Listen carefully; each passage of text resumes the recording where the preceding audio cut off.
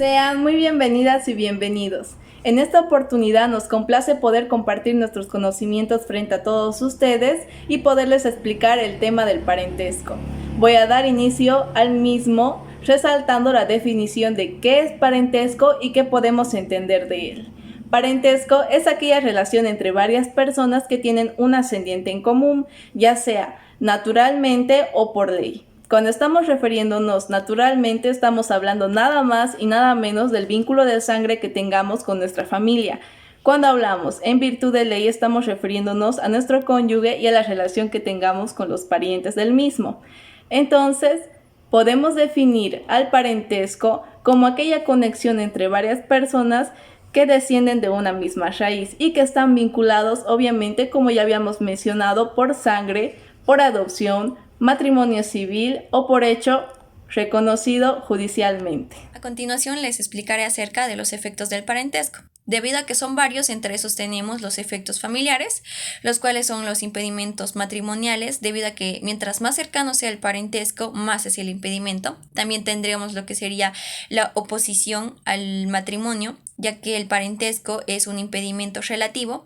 Y asimismo tenemos lo que sería la patria potestad y la asistencia familiar debido al parentesco. En los efectos por el parentesco tenemos los efectos civiles y los efectos administrativos.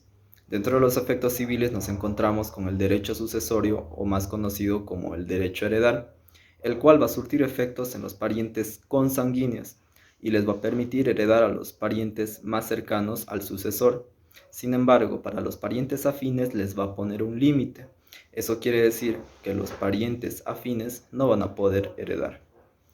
Bueno, en los efectos administrativos, si seguimos la corriente procesal, vamos a poder observar que no vamos a poder presentar a nuestros parientes, ya sean afines o consanguíneos, y mucho menos a nuestro cónyuge. Los efectos procesales por el parentesco.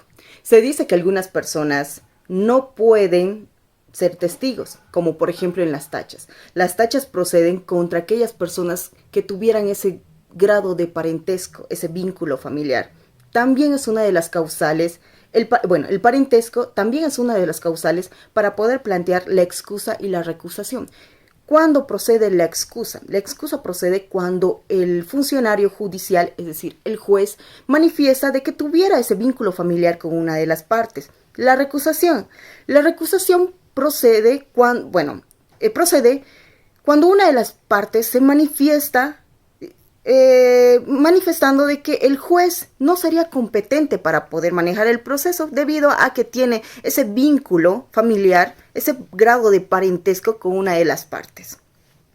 En el campo del derecho el parentesco influye mucho los efectos penales, agravantes en ciertos delitos, son agravantes en los delitos como parricidio, violación y estupro.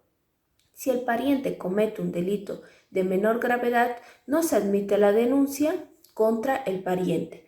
Eximientes. Son eximientes en los delitos de hurto, como por ejemplo si les roban una camisa o el encubrimiento entre los parientes. Parentesco consanguíneo. Según el artículo 8 del Código de Familias, el parentesco consanguíneo es la relación entre personas que descienden una de la otra o que proceden de un ascendiente o tronco común. En el último caso, que por más de dos personas no desciendan de la misma persona, tienen un común antecesor que las enlaza con el parentesco consanguíneo. Tal es el caso de dos primos hermanos que tienen un abuelo en común.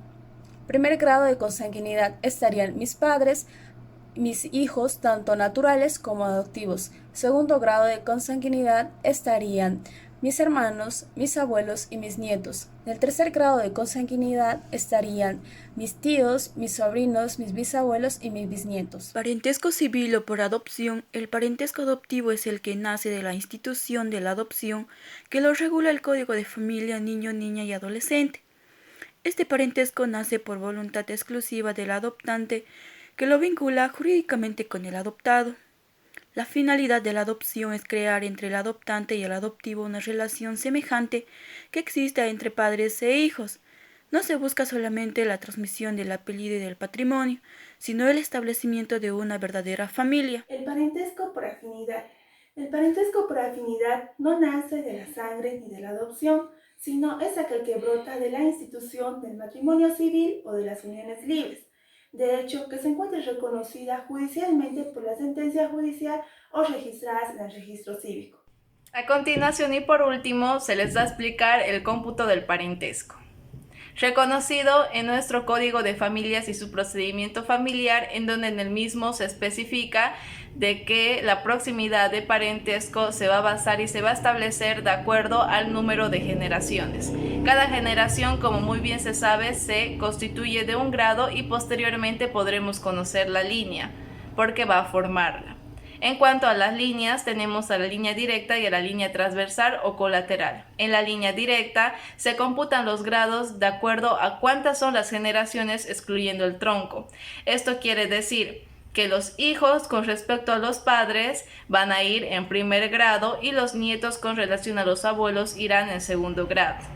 Hablando de la línea transversal o colateral, esta solamente nos vamos a llegar a entender de que se tomará en cuenta de cuántas son las generaciones y posteriormente vamos a poner de ejemplo un pariente que va a ir de forma ascendente hasta llegar a un mismo tronco común y posteriormente va a descender de la misma forma hasta llegar a otro pariente, como por ejemplo los hermanos están en segundo grado, los tíos y sobrinos se encuentran en tercer grado y posteriormente tenemos a los primos que se encuentran en cuarto grado. Muchísimas gracias por su atención.